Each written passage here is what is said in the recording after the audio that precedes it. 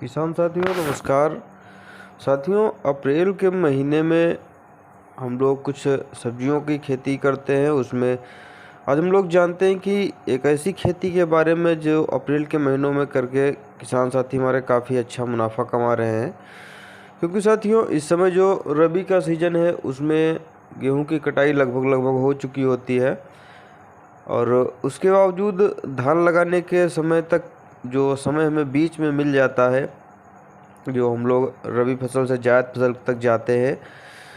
साथियों, ये जो जायद का सीज़न चल रहा होता है तो इसमें बहुत सारे किसान साथी हमारे ढैंचा, सनई, उड़द, मूंग, लोबिया आदि फसलें जो बोते हैं।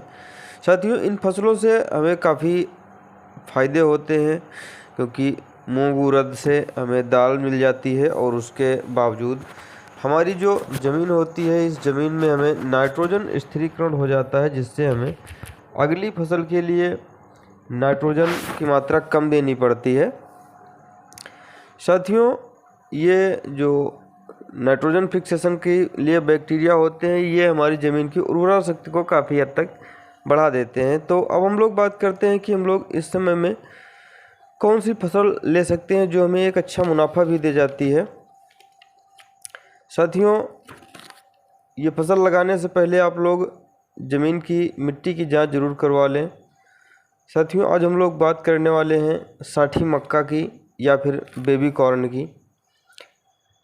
साथियों, जो बेबी कॉर्न या साठिया मक्का होता है इसकी खेती 60 से 70 दिन की होती है और यह 70 दिन की अवस्था में ही हमें कटाई के योग्य तैयार हो जाता है, जो हमें कच्चे रूप में प्राप्त होता है।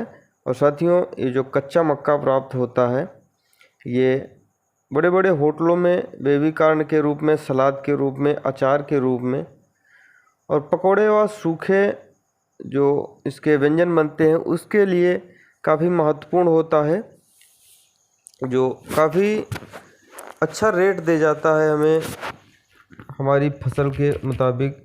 और इसमें सबसे बढ़िया बात ये होती है कि ये हमारा बहुत ही कम दिनों में तैयार हो जाता है और इसको काट करके हम लोग आगे जा कर के अपने धान की फसल भी लगा सकते हैं। क्योंकि साथियों, धान की फसल को हम लोग मुख्य रूप से देखते हैं और उसके बीच में जो समय बच जाता है तो हम लोग उस समय का सदुपयोग यहाँ पर करते हैं। उसके उपरांत किसान साथियों, जो हमारे किसान साथी इसमें नाइट्रोजन स्थिरीकरण के लिए ढैंचा वगैरह बोते हैं तो उसमें ढैंचा, सनई, उड़द, मूंग में सबसे अच्छा जो नाइट्रोजन फिक्सेशन करता है वो ढैंचा होता है। तो आप लोग ढैंचा की यदि खेती कर लेते हैं उसमें तो भी हमारे खेत में काफ़ी अच्छा फ़ायदा रहता है नाइट्रोजन के लिए।